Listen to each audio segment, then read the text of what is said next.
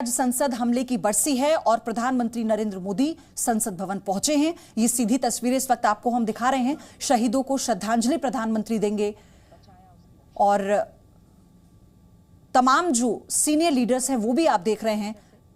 रक्षा मंत्री राजनाथ सिंह को आप देखेंगे। प्रधानमंत्री नरेंद्र मोदी इस वक्त संसद भवन पहुंचे। संसद हमले की बरसी पर शहीदों को श्रद्धांजलि दी जाएगी और इसी के बाद वो अपने वरिष्ठ मंत्रियों के साथ बैठक भी करेंगे। प्रधानमंत्री के स्वागत में आप देखेंगे गृह मंत्री अमित शाह भी मौजूद, ओम बिरला को आप देखेंगे और श्रद्धांजलि देने के बाद प्रधानमंत्री वरिष्ठ मंत्रियों के साथ यानी तमाम मंत्री पहले से जो मौजूद हैं सबके साथ बैठक होगी और यह तय होगा कि तवांग झड़प पर अगर आप अपने बच्चों को पैसे का पाठ नहीं सिखाएंगे तो पैसा कमाने के बाद में हो सकता है वो आपको ही बेच दें। सावधान, फ्रीडम ऐप को डाउनलोड करें, बच्चों को पैसे का पाठ कैसे पढ़ाना है सीखिए। सदन में जो स्टेटमेंट दिया जाएगा उसमें कैसे विपक्ष के सवालों का जवाब देना है, लेकिन उससे पहले ये सीधी तस्वीरें आप देखिए। तैयारियां इसे लेकर पहले ही की जा चुकी है। शहीदों को नमन पूरा देश कर रहा है आज और इसी बीच ये तस्वीरें निकल कर आई हैं। प्रधानमंत्री नरेंद्र मोदी संसद भवन पहुंचे हैं और अब से थोड़ी ही देर में वो शहीदों को श्रद्धांजलि देंगे।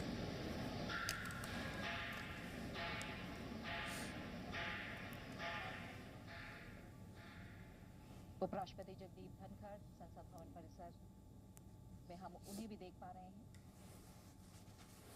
प्रधानमंत्री नरेंद्र मोदी, उपराष्ट्रपति जगदीप धनखड़, लोकसभा अध्यक्ष ओम बिरला, तमाम केंद्रीय वाइस प्रेसिडेंट की मौजूदगी हमें तस्वीरों में दिख रहे हैं और श्रद्धांजलि देने के लिए पहुंचे हैं प्रधानमंत्री नरेंद्र मोदी।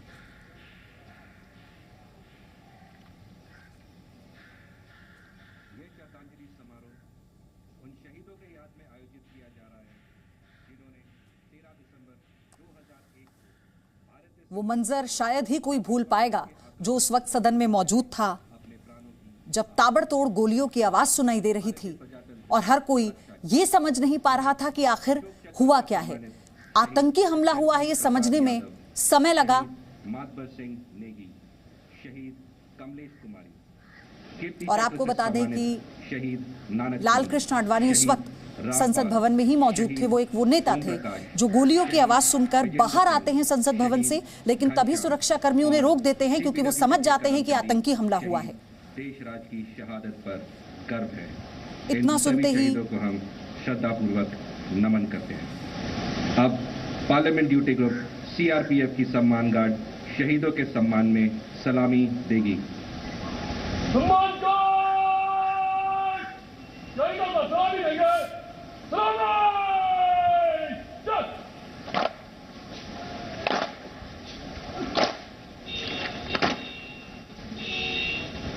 सम्मान गार्ड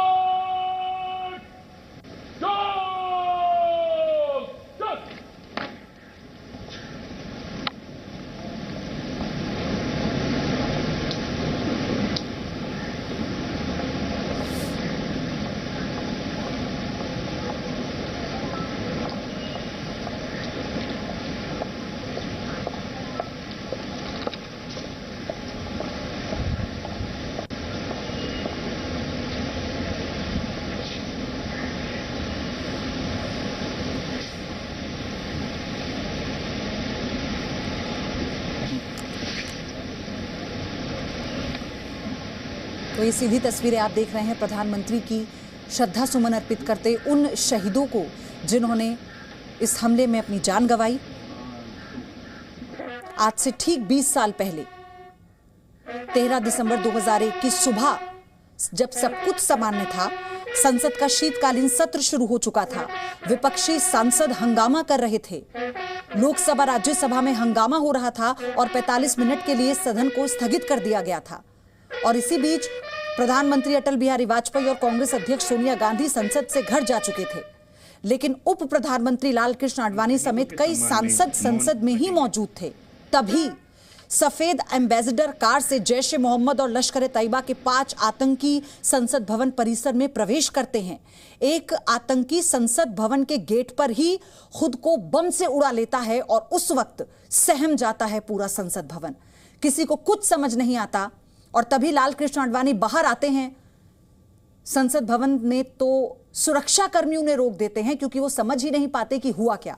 गोलियों की आवाज सुनकर जैसे ही उप प्रधानमंत्री लाल कृष्ण आडवाणी बाहर आए तो सुरक्षा कर्मियों ने उन्हें वापस अंदर भेज दिया और बताया कि आतंकी हमला हुआ है, जिसके बाद लाल कृष्ण आडवाणी प्रधानमंत्री, तत्कालीन प्रधानमंत्री अटल बिहारी वाजपेयी को फोन कर यह जानकारी देते हैं। उपराष्ट्रपति के ड्राइवर शेखर संसद में राज्यसभा के गेट नंबर 11 के बाहर उनके आने का इंतजार कर रहे थे। तभी धमाके की आवाज सुनते ही शेखर की नजरें दूसरी ओर मुड़ती हैं और वो कुछ समझ पाते इतनी ही देर में उनकी कार को आतंकवादी टक्कर मारते हैं और नीचे उतरते ही ताबड़तोड़ गोलियां दागना शुरू कर देते हैं। और इसके तुरंत बाद उपराष्ट्रपति के सुरक्षा गार्ड भी मोर्चा संभाल लेते हैं और दोनों ओर से शुरू होती है फायरिंग। अब सभी गणमान्य जन अमर शहीदों के सम्मान में पुष्पांजलि अर्पित करेंगे।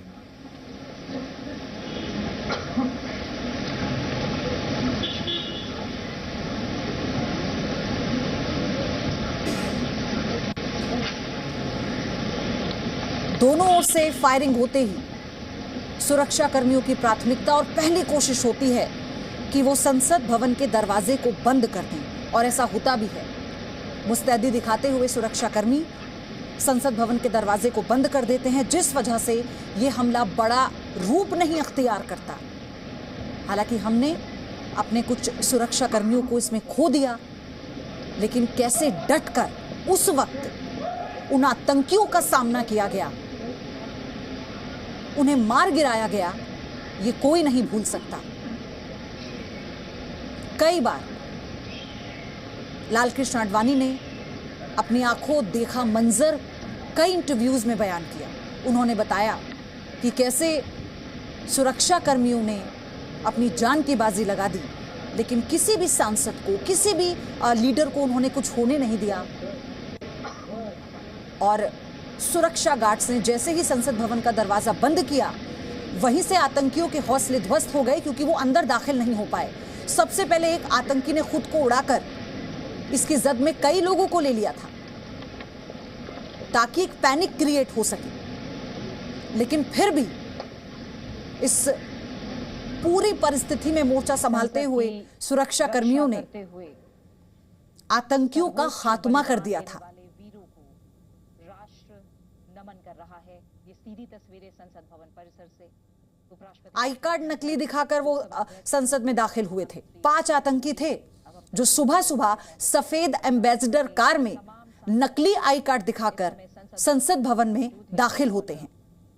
सभी वीर शहीदों को याद करते और उस परिसर में देते हुए उस वक्त उप प्रधानमंत्री लाल कृष्ण आडवाणी मौजूद थे, क्योंकि 45 मिनट के लिए राज्यसभा और लोकसभा दोनों में विपक्षी सांसदों के हंगामे के चलते सदन को स्थगित कर दिया गया था। सत्र चल रहा था और इसीलिए तत्कालीन कांग्रेस अध्यक्ष सोनिया गांधी और प्रधानमंत्री अटल बिहारी वाजपेयी अपने निवास की ओर चले जाते हैं, निकल जाते हैं थोड़ी देर पहले ही। और इन्हीं लेकिन तमाम सांसद संसद भवन में होते हैं जिस वक्त परिसर में ये सफेद एम्बेसडर कार दाखिल होती है, और एक आतंकी सबसे पहले खुद को बम से उड़ाता है और फिर आती है ताबड़तोड़ गोलियों की आवाज। सब दहल जाता है, अफरा तफरी मच जाती है, लेकिन सुरक्षा गार्ड, सुरक्षा कर्मी, राष्ट्रपति के सुरक्षा कर्मी मोर्चा संभालते हुए सबसे पहले संसद भवन का दरवाजा बंद करते हैं ताकि आतंकी दाखिल ना हो, क्योंकि वो इसी मंशा से आते हैं। उनके टारगेट पे तमाम सांसद, तमाम मंत्री, प्रधानमंत्री थे, लेकिन उनके मंसूबे को कामयाब नहीं होने दिया गया। अलग-अलग मंचों पर हो अपनी आंतरिक सुरक्षा को मजबूत करने की और आज उन्हीं शहीदों को नमन किया जा रहा है, उन्हीं को श्रद्धा सुमन अर्पित किए जा रहे हैं, उन्हीं को याद किया जा रहा है, उनकी दिलेरी का गुणगान किया जा रहा है।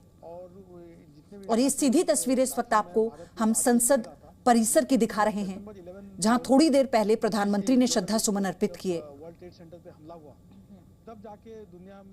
वाइस प्रेसिडेंट, लोकसभा स्पीकर तमाम और अभी जैसे राकेश बता रहे थे, सेंट्रल मिनिस्टर्स को आप देखेंगे इन तस्वीरों में। मजबूत है। अभी हम लोग एक पहले जो तमाम सांसद भी यहाँ पर मौजूद हैं, पंजाब हो और नॉर्थ ईस्ट क्योंकि आज जो इंटरनल उन शहीदों को नमन करने का दिन है।